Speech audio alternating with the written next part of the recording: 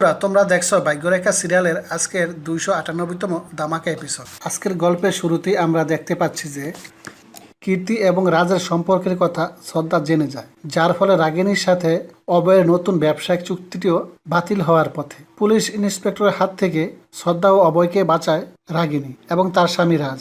রাগিনী তাদের সাহায্যের আশ্বাস দিয়ে বলে যে আমাদেরকে তোমাদের পরিবারই ভাবতে পারো, ভবিষ্যতে কোনো সমস্যা হলে আমাকে জানাতে পারো, আমরা একে অপরকে সহযোগিতা করব।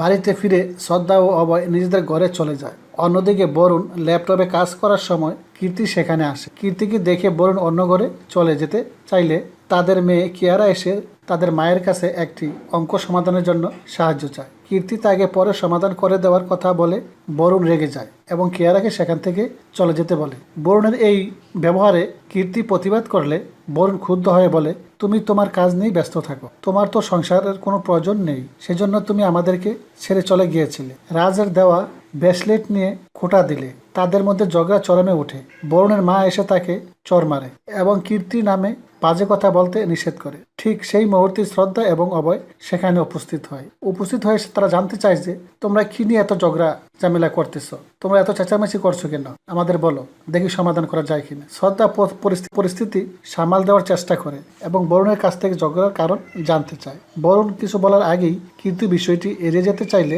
শ্রদ্ধা জানতে চায় আবার।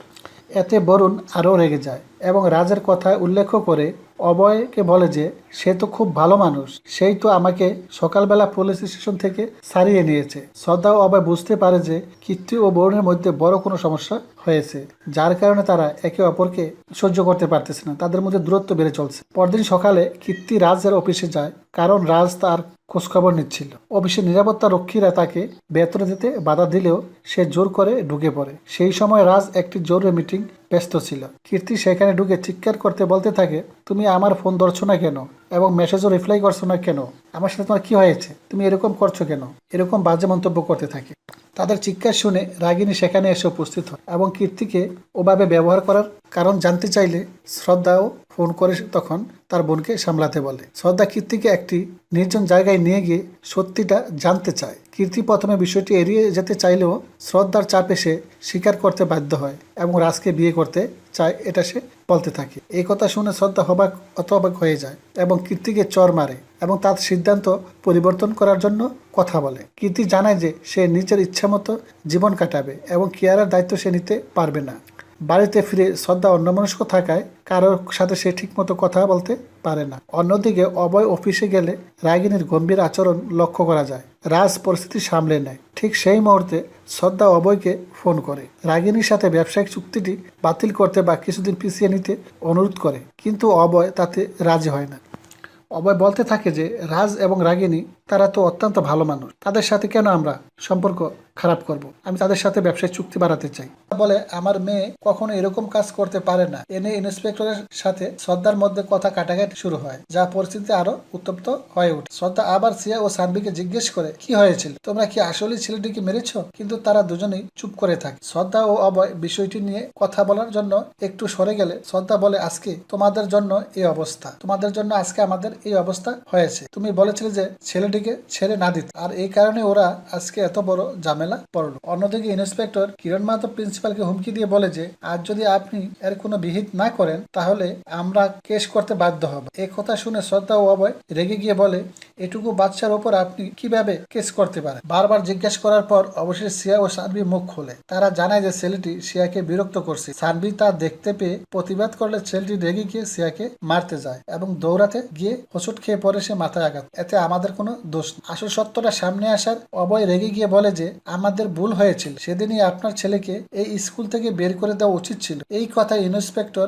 আরো বেশি রেগে যান এবং প্রিন্সিপাল ম্যাডামও তাকে বলেন যে এটা আপনি কি শুরু করছেন, এটা তো আপনার পুলিশ স্টেশন নয়, সবকিছু আপনার মতামত দিবেন কেন, আর আমরা আপনার সব কথা মানতে হবে। তারপরে আমরা দেখতে পাই যে কীর্তিকে দেখা যায় রাজ এবং তাদের সামনে চলে এসেছে এবং বলতেছে যে তোমাদের কি হয়েছে, তুমি অফিসে আসছো না কেন। কীর্তি রেগে গিয়ে রাজের কলার ধরে বলে তোমার ভুলের শাস্তি আমাকে কেন পেতে হচ্ছে? তোমার বউ লন্ডভন্ড করে আসবে আর আমরা সেটা সামলে নিব? তুমি কি ভেবেছো? আমি তো তোমার আশায় আমার পরিবার, সন্তান সবকিছু ছেড়ে দিয়ে আসছিলাম, তাই না? এখন তুমি কেন আমাদের সাথে এরকম করতেছো? রাজ ক্ষমা চেয়ে কীর্তিকে একটি হীরের চুড়ি উপহার দেয়। উপহার পেয়ে কীর্তি খুব খুশি হয়ে যায় এবং রাজার সব কথা সে মেনে নেয়। ত্রিপাঠীর বাড়ির সবাই যখন সিয়া ও সানভির বিষয়টি নিয়ে আলোচনা করছিল, তখন তনুজা সানভিকেই বেশি দোষ দিচ্ছিল, যা দেখে তার স্বামী রেগে যায়। ঠিক সেই মুহূর্তে সেখানে পুলিশ এসে অভয় ত্রিপাঠী পরিবারকে খুঁজতে থাকে। পুলিশ জানায় যে অভয় ত্রিপাঠীর নামে একটি গাড়ি দুর্ঘটনার পুরনো মামলা পুনরায় চালু হয়েছে এবং তার বিরুদ্ধে ওয়ারেন্ট আছে। এই কথা শুনে সিয়া ও সানভি কান্নায় ভেঙে পড়ে। বরুণ তাদের সান্ত্বনা দিয়ে বলে যে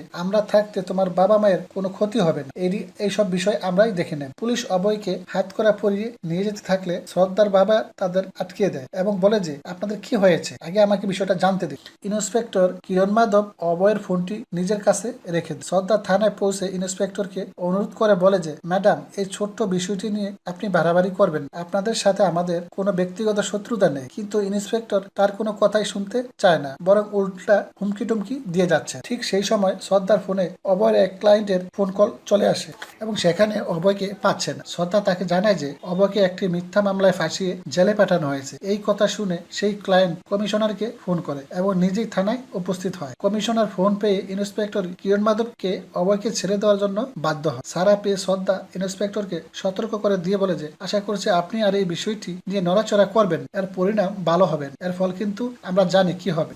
প্রিয় দর্শক, আপনাদের কি মনে হয় আগামী পর্বে কি হতে চলেছে? জানতে চাইলে আমাদের চ্যানেলটি সাবস্ক্রাইব করে রাখুন, লাইক, শেয়ার, কমেন্ট করে অন্যকে দেখার সুযোগ করে দিন। ধন্যবাদ।